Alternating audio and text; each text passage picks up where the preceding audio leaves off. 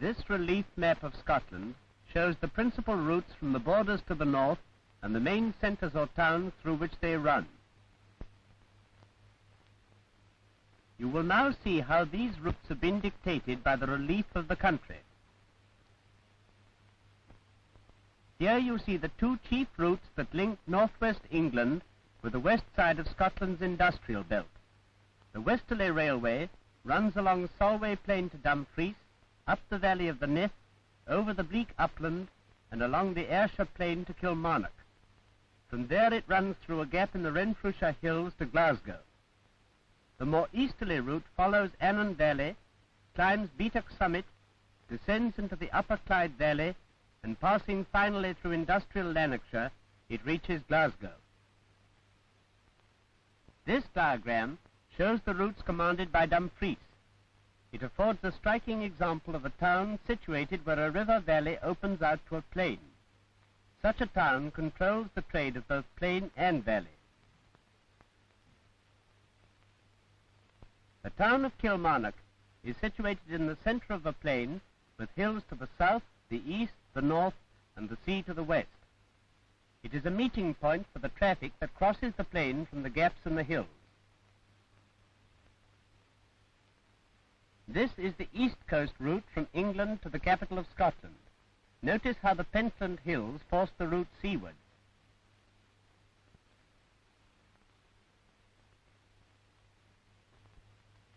Here you see how the routes from the south are carried north through the central plain and the key town of Stirling, and towards the Highland border by means of the famous bridges Forth and Tay.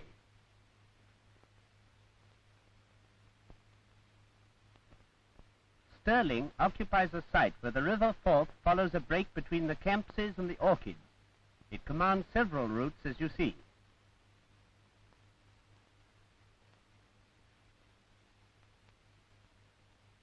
The following views of Stirling will help you to understand its historic and present-day importance. The town originated as a cluster of dwellings around a fine crag crowned by a castle which in the wild days commanded the routes into the Highlands.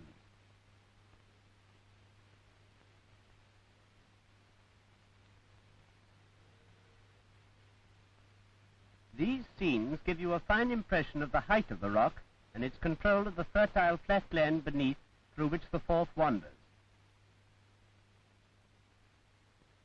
These old and modern bridges over the river are a proof of the long-continued importance of the site.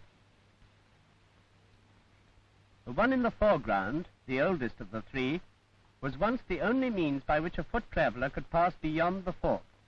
Now its place is taken by modern constructions carrying road and rail.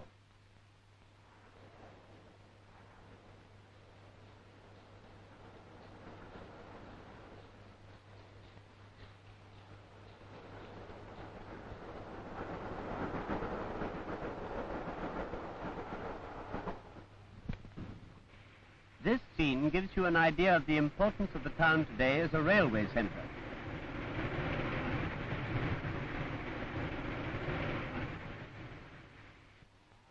From the highlands and the broad and fertile karst, livestock are brought in large numbers to the weekly markets.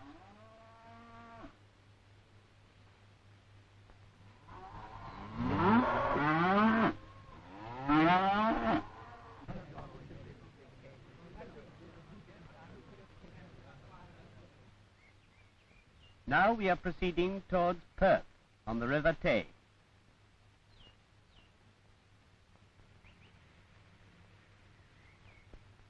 Here the railway line is confined between the road and the river.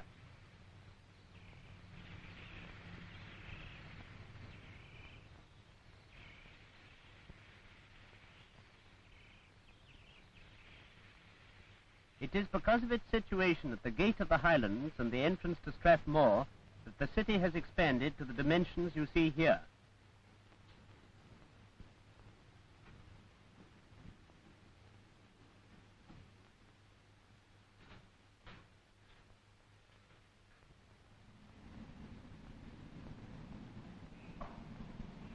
You gather an impression of its importance as a road centre from the various names indicated here.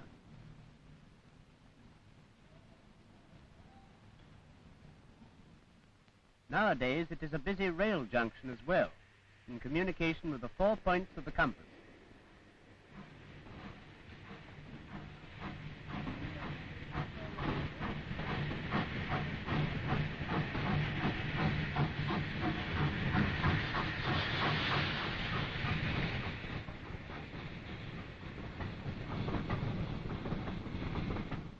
We now take you across the famous Tay Bridge to Dundee, situated between the Sidlaw Hills and the estuary of the river.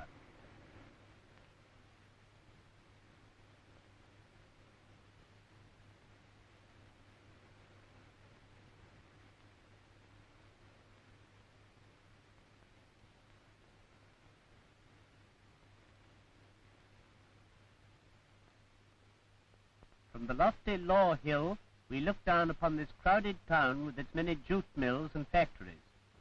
This hilly street is typical of many, for much of the town is built on a slope facing the sea. These scenes remind us that we are in a seaport, in touch with other lands besides our own.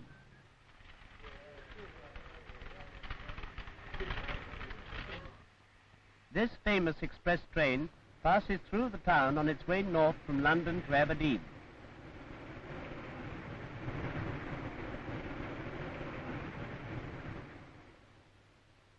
Here are the easterly routes connecting Perth and Dundee with Aberdeen. One follows the agricultural corridor of Strathmore, the other the coastal plain. This diagram makes plain the importance of Aberdeen, lying between the mouths of two rivers and commanding routes south, west, and north.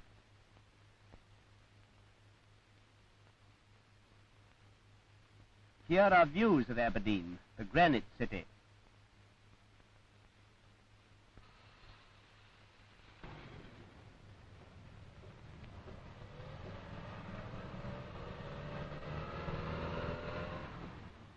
To negotiate the Grampians, the Highland line follows the valleys of the Tay and Garry. Thence it climbs over the bleak pass of Dromochta in the Grampians, runs down the Spey Valley, and then curves to Inverness. Inverness stands at the head of a firth where a glen meets a coastal plain. The routes shown here give the town its importance as the capital of the Highlands.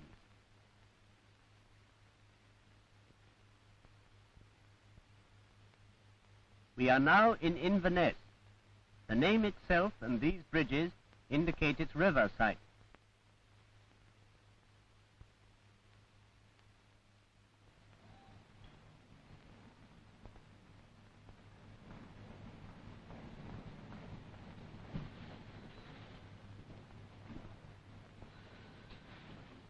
From it, roads pass to the west up the beautiful Great Glen through which runs the Caledonian Canal.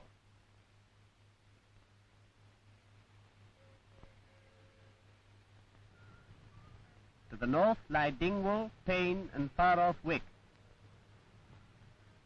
To the south, over the Grampian Pass, lies Perth. East, along the Moray Plain, are many picturesque fishing towns and holiday centres.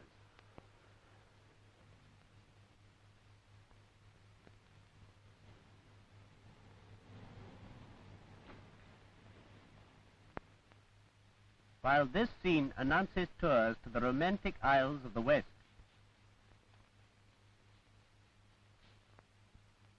These routes through the Highlands are of less commercial importance, but they pass through scenes of varying beauty.